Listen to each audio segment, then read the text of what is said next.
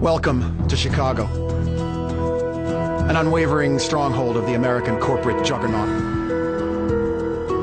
It's a place of perilous risks and staggering payoffs, where fortunes are made or broken in the blink of an eye. To those who seek access to this citadel of big business, beware.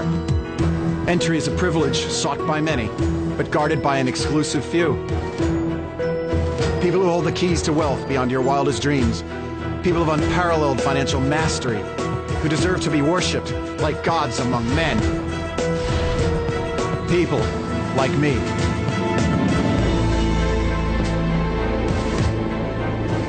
My name is N. Paul Todd, and I'm a billionaire. I buy companies, I sell companies, and I made untold fortunes doing it. The point is, I'm loaded.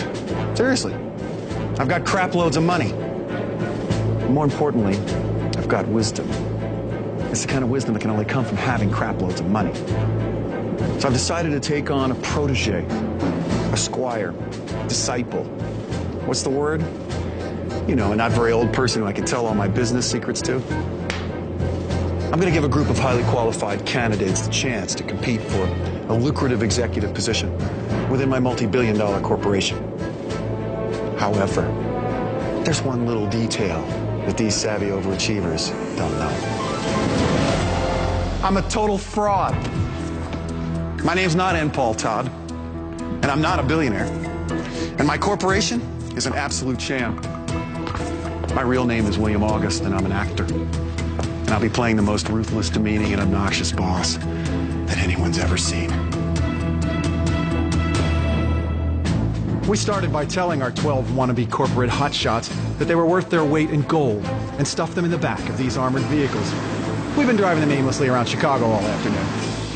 Now, all they've been told is that they will meet a brilliant but reclusive billionaire who will offer them a once-in-a-lifetime career opportunity.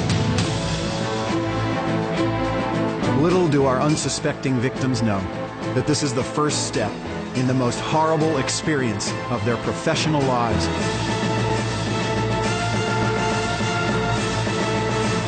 They're the best and the brightest in their field, and they won't be easy to fool.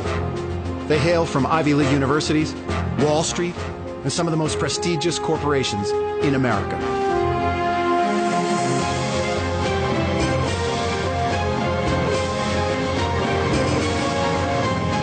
Douglas is a rising star analyst at a premier investment bank.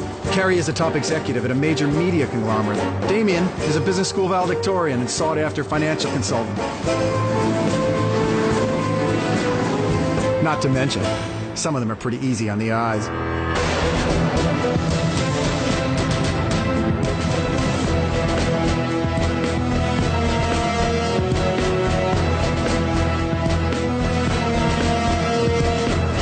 You're about to witness the most ambitious con in the history of television.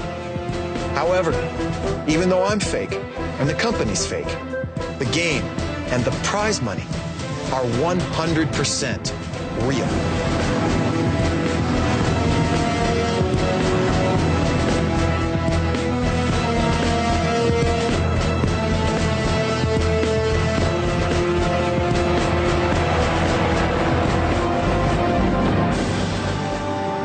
Oh, and by the way, there's one more thing you should know. Each week, one of our contestants will be eliminated, but not by me. Because working behind the scenes is a mystery boss who will be secretly watching our contestants' every move and deciding who stays and who goes. Now, who is this top secret mystery boss? His identity won't be revealed until later in the show, but I promise it will be the most astonishing revelation in reality TV history, and well worth the wait. All right, it's time for our contestants to meet my big, fat, obnoxious boss.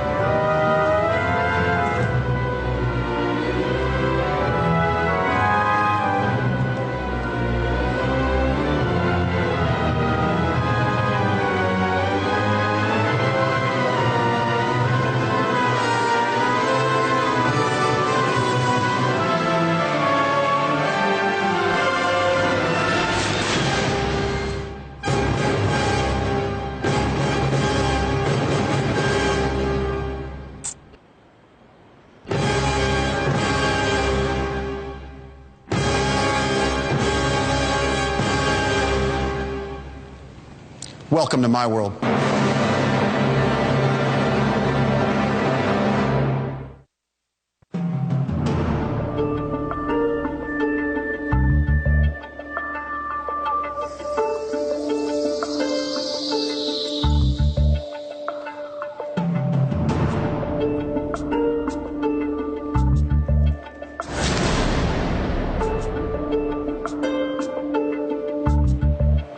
Good evening, everyone. And there, up in front of us, appears this man. Welcome to my world. This man walks down the stairs. He looks very sophisticated and very powerful. And he says, "Welcome to my world." The first thought is, if this is part of his world, this is where I need to be. I'm N. Paul Todd. I'm the chairman and founder of an investment company worth about $3.8 billion. It's called IOCOR, Inc. And when we're done, I'm going to invite one of you into my inner circle, where you'll earn a massive salary. But more importantly, you'll learn the secrets of a billionaire, from a billionaire, and one day become a billionaire. He had an air about him, an air of money. There are a lot of millionaires. Mr. Todd is a billionaire. Whatever your past, it got you here. Go mint a coin. Because as I like to say, there's no future in the past. Ellie, you have your own marketing firm? Who cares? Dan, you're a top car salesman? Doesn't mean crap. It's another line on your resume. What I'm not looking for are suits. I've got an office of them. Here's what I am looking for. Someone with a thirst for more power, more money, more knowledge. If they don't believe that little old me, an actor, is actually this real billionaire venture capitalist, the whole premise of the show goes right out the window. Let me tell you a little bit about IOCOR. Who here has heard of my company? Not many. Never heard of IOCOR, never heard of him, which is kind of surprising because I kind of keep myself up on like the Fortune 500 list. IOCOR is actually a Latin word. It means to joke or to jest. What we are is a venture capital firm. In simplest terms, I buy and sell companies. He had this slick presentation put together, and it was this PowerPoint thing with pictures of him and articles going by really quickly. I have more than quadrupled the initial investment in IOCOR and now have $3.8 billion under management. $3.8 billion. I was amazed. I actually started seeing companies that IOCOR has a stake in. 75 companies. His presentation skills were fantastic. Just the fact that he has all those companies impressed the hell out of me. And I try to avoid the losers, of course. If there's anything I hate, it's investing my time and my money in a loser. Are there any losers here tonight? Wrong. 11 of you are losers. You just don't know which ones yet. This is a game for more than just money. It's a game to be a part of this life. Here's how this is going to work. You'll be divided into 2 teams. You'll compete in a series of challenges designed to test your business instincts. To start this thing out, let's make the teams men against women. If the object of this game is to play the best, win the game, win the money, and get a seat on the board at IOCOR, I'm going to do everything I can to win. I want now to introduce 2 of my top executives. Ms. Jamie Samuels. I am Jamie Denbo. I am playing Jamie Samuels, the Executive Vice President and partner at IOCOR. Don't let her good looks fool you. That woman's got a set of brass ones. And David Hickman, Chief Operations Officer. I'm David John. I'm an actor. I play David Hickman. He is the COO for IOCOR. And they tell me that stands for Chief Operating Officer. Okay. Welcome to my world. This is a heck of a bottle of champagne. After the presentation, Mr. Todd shared with us some champagne and also some wonderful hors d'oeuvres. So how do you like the champagne? We told them they were drinking the finest French champagne, and in fact, it was actually some kind of cheap rock gut from one of the local convenience stores. I'm enjoying the hell out of it. You're enjoying the hell out of it. Yeah. Oh, that's good. How do you like the champagne? It's delicious. Isn't it great? I could definitely tell that it tasted expensive. It was so delicious. I've never tasted anything so good. The champagne was excellent, very aged, distinctive. For him to share that with us is something that we should all treasure.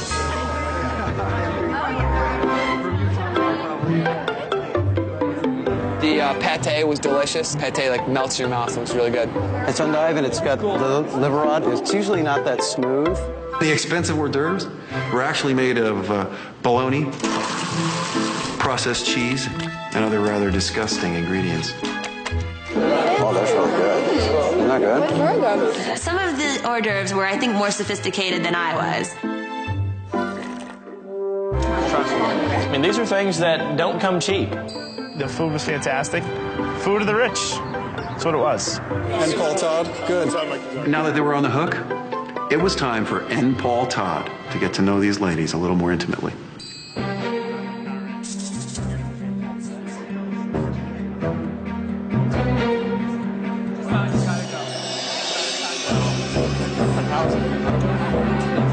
What's your love life like?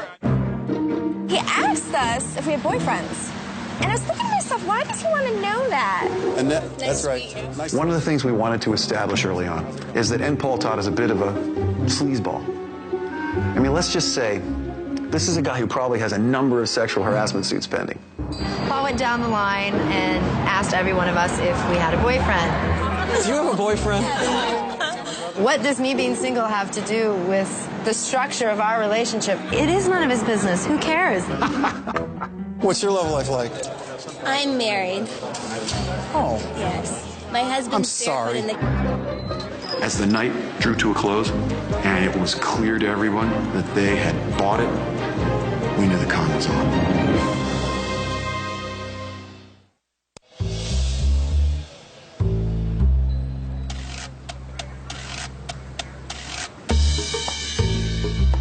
This morning we woke up in a penthouse above the Chicago skyline. We have a view of everything. What a gorgeous place. If this is the life of a billionaire, this is something I could probably get used to. It was the morning of the second day, and we wanted to see how quickly we could corrupt this group of upstanding corporate all-stars. There was a letter dropped off this morning. Gentlemen, from Mr. Todd. The men got one and the women got another. Good morning. I hope you enjoyed your first night at the penthouse. Duh. It's time for your first lesson. Our first assignment showed up, which was girls create a team name for the boys, and boys create a team name for the girls. This one is in the art of corporate sabotage. One of the key words on the card was sabotage. Corporate sabotage. To make the other team look bad by giving them a bad name. Pretty much to sum it up. Ooh, we're women. We're perfect for that. Right. We had to think of something that could truly paralyze the men. Let's think about what's going to screw them the most. What's going to really get at their egos? Let's do the game, ladies. We presented them with an exercise in corporate sabotage, and they took to it like fish to water. We want them to walk into a business and have to see their name and almost put their head down when they say PMS. The doofuses, the geeks. The failed endeavor. The failed endeavor. Bobby Clark. Runner-up. Blonde ambition. My bitches. Secondplace.com. We totally wanted to find something that just screamed bad news. FemCorp, Clueless Inc. Clueless Inc. I'm going to circle our prospects out of this group. I think we came up with a name, I'm pretty sure. But it took us a really long time. Let's do it. 1, 2, 3, boom! Do it. I like it.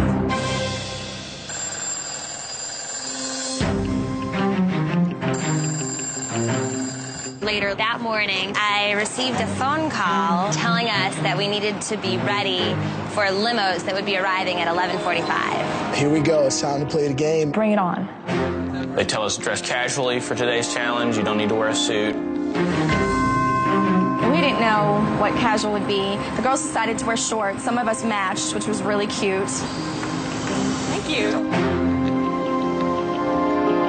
The limo pulled up to this warehouse. We're like, what the hell is going on? And we all walked inside, and it was just, their place was really Dirty and empty and abandoned, and I was scared.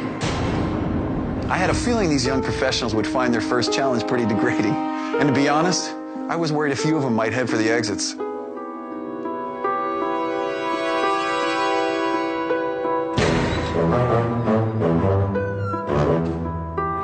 Yes.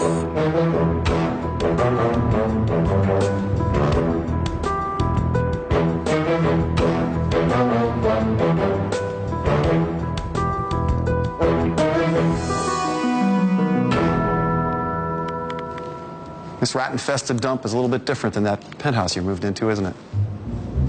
Yeah, there's a lesson in that. Sometimes the key to success is buried in a mound of crap. So, before we get to the first challenge, there's two pieces of business we need to discuss. First, the team names. As a great man once said, screw the other guy before he screws you. All right, so let's hear the names. Ladies, what did you name the guys' team? Concad Inc.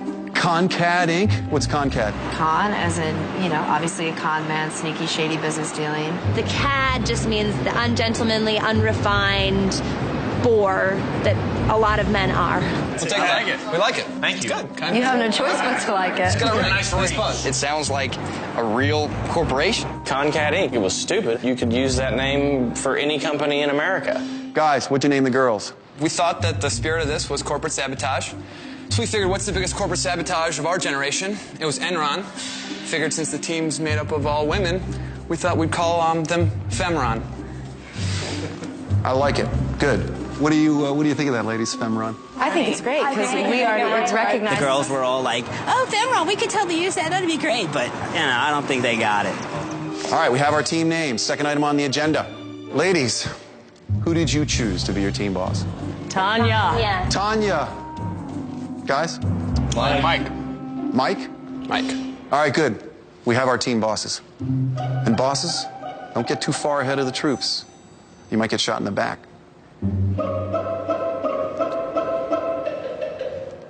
All right, let's get on to the first challenge. If you're going to taste what it's like to be at the very top, you have to have been at the absolute bottom. And what I'm curious to find out about you all is if we strip you of all your worldly possessions and we put you out on the street, could you survive? More importantly, could you turn a profit? We're going to have you hit the streets. Not a penny on you. And your job? Panhandling. Going out there and begging for money, that's what homeless people do. Right off the bat, I was aggravated. And of course, the usual rules apply. The team that makes the most money wins.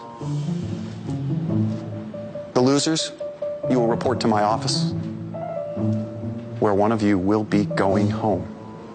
Good luck. Go get them, guys. I was like, I guess the game starts right here. Okay, so these are all your materials. You have 30 minutes to figure it all out. This stuff over here you can use. Think outside of the box. They had beggar's clothing. They had face makeup to make you look like you are muddy or dirty to, beg or panhandle. This is all stuff for being a bum.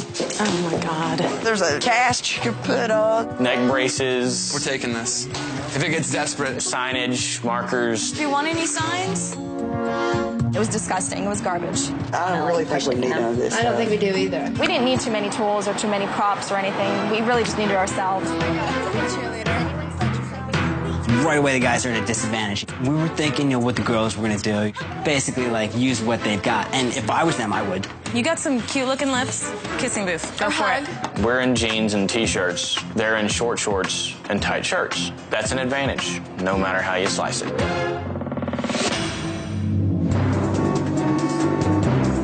We're raising some money today for a charitable organization. We got out on the street. Everybody was just raring to go. Help Chicago! Help Chicago! It's local Chicago charities. Our strategy was we're going to have this charity where we're raising money that's going to go to local causes in the city of Chicago. Help Chicago. Spare a bill, $1, $2, anything you can do for us. So I showed up for the Spare Change Challenge, and here are these guys from the world of finance, completely committed to begging for change on the street. $1, $2. Sir, can you help us out? It's all local charities, mostly kids. Do you have anything to prove it? I've got 2 other teams here, and I've also got local police department support. Well, a couple of questions were asked about our charity, obviously. I mean, our signage was cardboard and marks a lot. It wasn't very official looking. How you doing? We're a local charity in town. We're just raising... Okay. Hi, sir. How are you? I was wondering if you could give us a couple dollars to help out the church. You want to help out? Any kind of change? All right. What would it take for you to give me a quarter? The change in your pocket, I can hear it jingling. You come back. You talk to me right now. Bastards. So I got out there and I started monitoring the women. What was amazing was Carrie. She's an Ivy Leaguer. She's a marketing executive. And there she is breakdancing on the street corner because she thinks that it's going to help her business skills. I will smile for a quarter. We're collecting donations for our sorority. I was wondering if you could help us out. I'll give you a hug for $1. We tried a lot of different ideas. Dinero? We were off to a slow start. People didn't want to give us their change. How about Chicago? Help Chicago!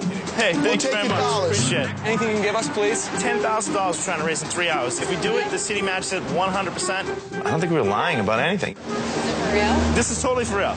Yeah, we were lying about a lot. We were lying about a charity. Fellas, y'all got $1? I got 50 cents. You got a quarter? These 2 little kids are like 9 years old, and I took like 13 cents from them. I didn't care if it was $1, it was a dime. I was going to take the money. Thanks so much, sir. Hail the cats! Hail the cats! Damien is an animal. Can I carry your umbrella for you or anything like that? That's all I can describe it. An animal. Help! Help Chicago, a hurt man! Who's gonna help him? We need dollars! Damien, I swear to you, would eat his own young to get out of a dangerous situation. Help! Just think we're your family. And we're out here begging like beggars. Going on the streets and begging for money was absurd. And I realized that the strategies were not they weren't taking in enough money. So I came up with a strategy. It's for cheerleading camp, from a woman to a woman. And I could be your niece or your daughter. It worked. Thank you so much. Thank you. Have a great day. I really appreciate it. Hi, guys. Whitney started using our strategy. Any of your spare change to send me and my 12 girls to cheer camp in the fall would be huge. Once Ellie picked up on it, she was making more money. I got a $20 bill, a $10 bill. She started getting a $10 bill. Thank you so much. Have a great day. Thank you so much. I really appreciate it. Thank you. Thank you so much. Thank you so much. Have a wonderful day. I thought that the girls won the first event, hands down.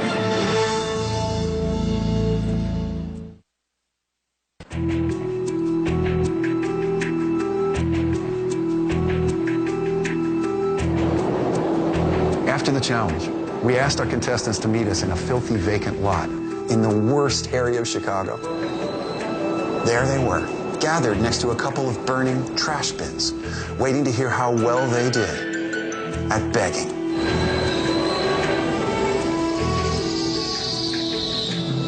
It was scary. It was dirty. It felt creepy. It didn't feel safe at all. I can see like a fire going. You know, there's like a burned out van in the back, and then there's all this garbage. Just looking around, just trying to figure everything out. I was like, why are we here?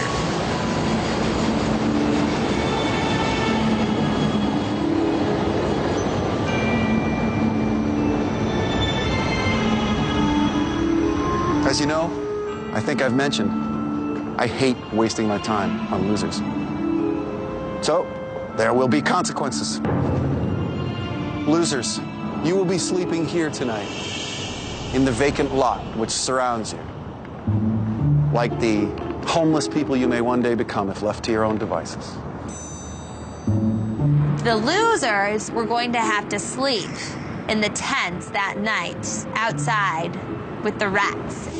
Well, is there anything dynamic? Anyone who wants to let me know about this event before we move on? Well, I'd like to find out who won. Yeah, let's find out. Jamie, if you please, ladies first. Their total was $334.10.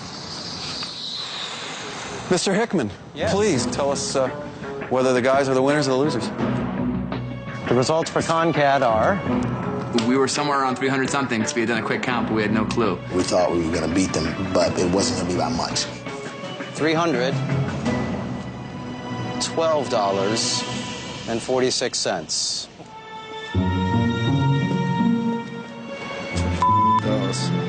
$334 to $312.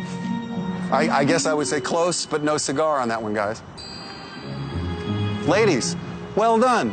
There are prizes that the contestants get for winning, and when you do something bad or you lose, there's a consequence, a punishment. As a reward for your excellent performance today, you're gonna go back to your penthouse, relax, and then when you're tired and you're ready to go to bed, you'll go in your rooms and you will find 6 of the finest hand-stuffed, goose-down, handmade mattresses. And just to add to the fiscal security of your evening, we stuffed the mattresses with $60,000. $10,000 each. It was definitely not what we expected. We didn't expect such a lavish reward. And I can assure you of this, there is no better night's sleep than sleeping on a bed of money. I guess Mr. Todd wanted us to see what it's like to sleep on money, you know, to just be a billionaire. You don't get to keep it, but congratulations. Guys, you're losers. You will be sleeping here tonight. And tomorrow, you'll be reporting to me in my office. Whereas, you know, one of you will be chosen to go home. Have a good one. Take care. Have a good one. Boobs. They won because they had boobs. Yeah, we know how to play the game. They won luckily tonight. Oh, yeah. Luckily.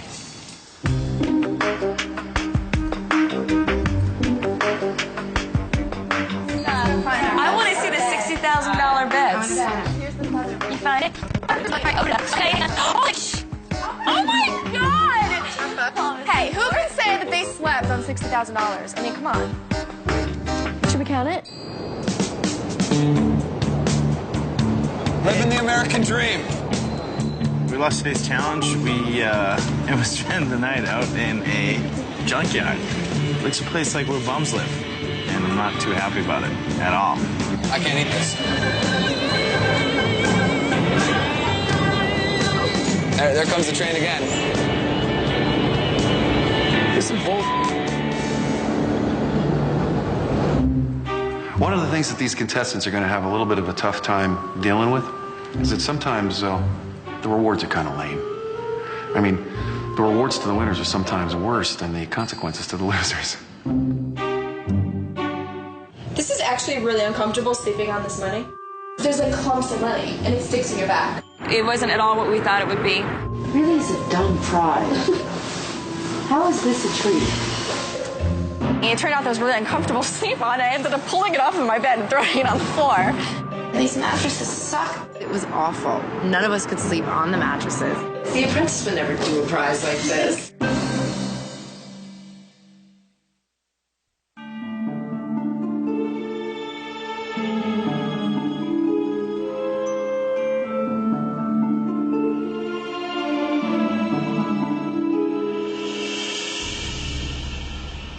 Follow me? Leave our bags. Should we leave our bags here? Yep.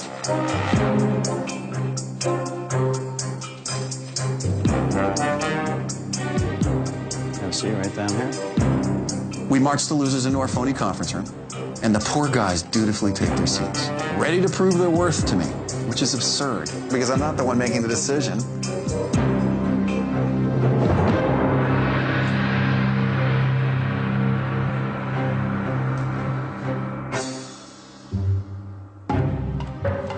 The only point of this charade was for N. Paul Todd to confuse them and basically tear him a new one. I'll be frank with you. You look like a bunch of jokers out there with your Save Chicago shirts on. 6 homeless men would have done better than you 6 with your credentials, business experience, and financial acumen. homeless guys make some good money. The real ones. Without unnecessarily maligning the ladies, a bunch of cheerleaders apparently have taken you guys to school. I have to say this, I disagree. Oh no, they are cheerleaders, a lot of them, and they were using their cheering skills. It comes down to getting someone to stop and listen to, and it's much easier for a pretty blonde girl than it is for a guy. What I see from this is you guys don't think you're sexy. Are you sexy? It's important for you guys to look in the mirror and say, I'm sexy. I can look in the mirror and say, I'm sexy. It's very important. You get what I'm saying, Damien? Did you think about trying to attract some other customers? For example, you guys are men. And if you use the sexiness as men, who are you going to go after? Perhaps gay couples? Gay men? You gotta think that way. You know, David, you took your shirt off, so... For the first 5 minutes, and we realized that did not work. There was something there. Help Chicago. So kind of an unclear product you're selling. Help Chicago what? Help Chicago secede? Help Chicago join Canada? Go ahead. Yeah, let me just be specific, okay? You could have gone out and said, hey, my mother has lung cancer, can you help me? And the sympathy would have been specific to you. Or make your charity specific. Help Chicago's homeless. Help Chicago's hookers. I don't know. Had we done something very specific, I think we would have only touched the people that maybe have been touched by that specific disease or calamity. I don't think we would have gotten $300 saying any other charity. I think that's why. If you're gonna lie big. Go for it. There's nothing worse than a loser who lied.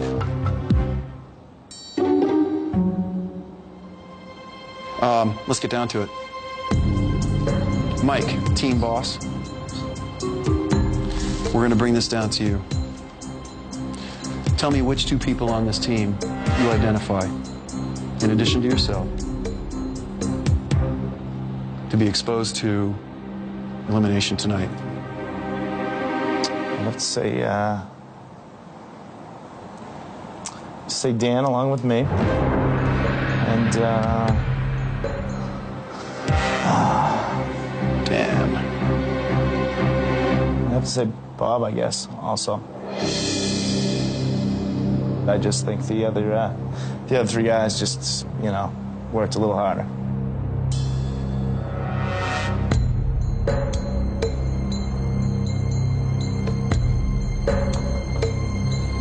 Okay. Dave, Damien, Douglas. Go back and relax at the penthouse.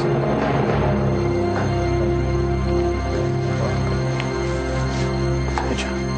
Oh, there's one other thing. Why don't you 3 take Mike with you? This game is based on reality. The boss is always insulated. The boss always has deniability. There is always someone underneath or around the boss who takes the first fall. For the rest of the game, that's going to be the rule. Yeah, the boss is the first to know and the last to go. So, you 4, take off, have fun. All right? Thank you. Don't thank me. As far as Rob and Dan were concerned, this was it. It's their final opportunity to save their hides. And they were really sweating it.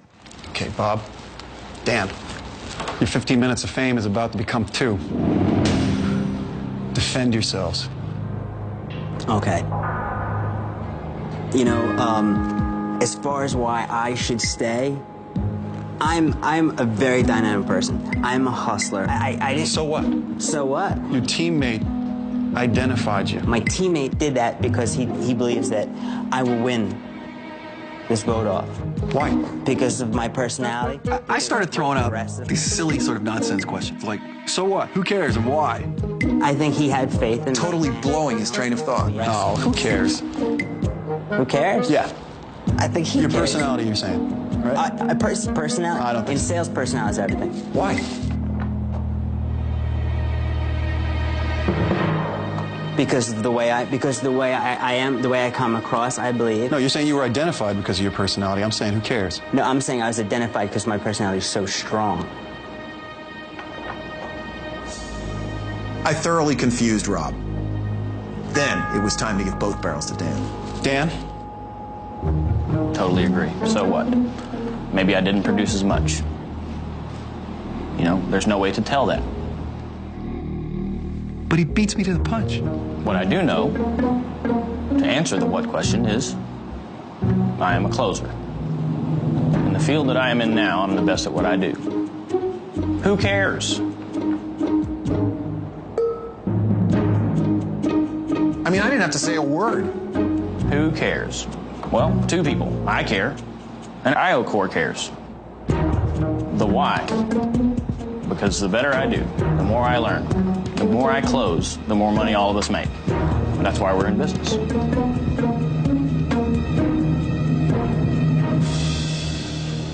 I would have been impressed if I were a real boss.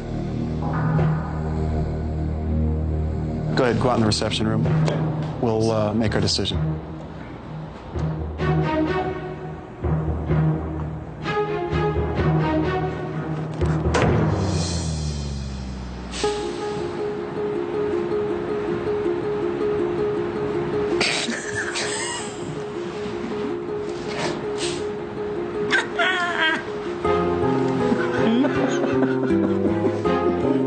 I think it's time to go see the boss.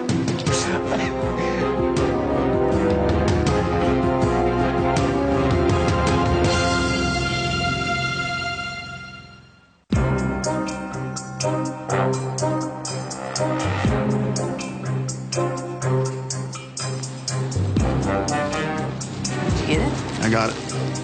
When I get the final verdict from the boss, he only tells me who he wants to eliminate, not why, which gives me free rein to make up any kind of BS I want.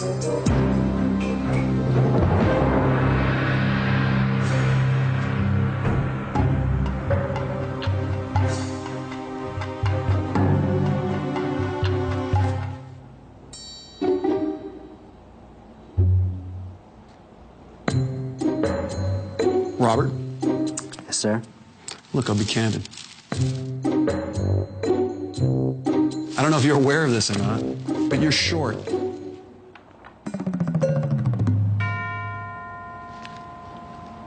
You're short. I'm telling you, tall people have an advantage. Is that so? Don't you think so? I do not think so at all.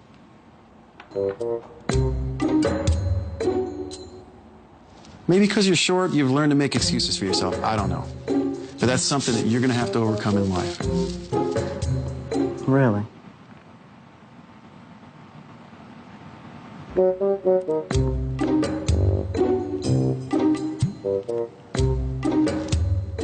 Daniel? Sir.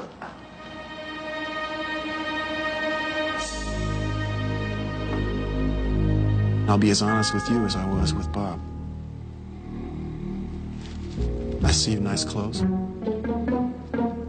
I see a tremendously expensive watch. I see accoutrement.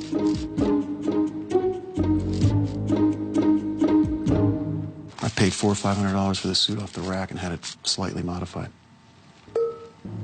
I thought I was clear. I said I wasn't looking for a suit.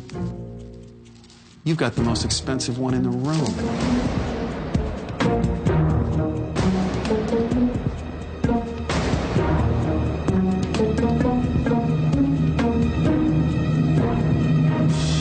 So get the hell out of my office.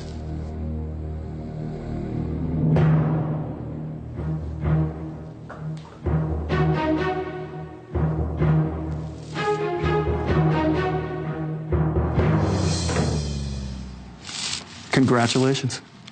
Thank you, sir. You survived the first elimination. And I have some good news for you. When you survive the elimination, you get to be the new team boss. And as a result, for the next challenge, you can't be sent home. So go home, have a glass of wine. Congratulations. Thank you, sir. You're welcome.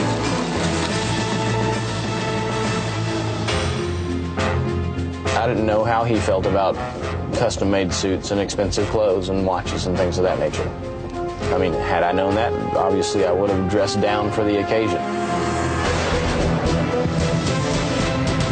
Poor Dan. Thinks he was canned for wearing the wrong suit. But you know what?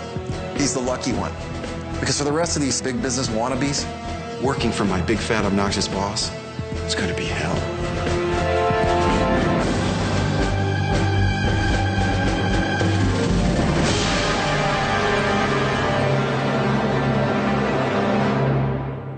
Next week on My Big Fat Obnoxious Boss, Mr. Todd's bad boardroom behavior Says, you know what? You're short. What? Sends shockwaves through the penthouse. I'm really beginning to question his character. Then, with temperatures topping 90 degrees, Mr. Todd unleashes a challenge that's absolutely absurd. I was floored. Provoking a big blowout in the boss's office. I'm going to tell him that I think his challenge sucked. Your team has a virus. It's called losing. And I think I can kill you. on future episodes, What is this? I walked in the lion's den. Medic! Oh! the corporate nightmare continues. How about we, jacuzzi? Come on, little girl. Come on, honey. Here's my little girlfriend. Oh! Are you showing off your breasts? Absolutely not. What's this guy doing? This place is the Twilight Zone. I've never met a businessman like him. Get the hell out of my office. Get the hell out of my office. He truly is the worst CEO I have ever experienced in my life. It's all leading to the most shocking revelation in reality TV history. I was not actually the one making the decision. He likes to toy with people's minds. The real boss is behind those two doors right now. What the hell is going on?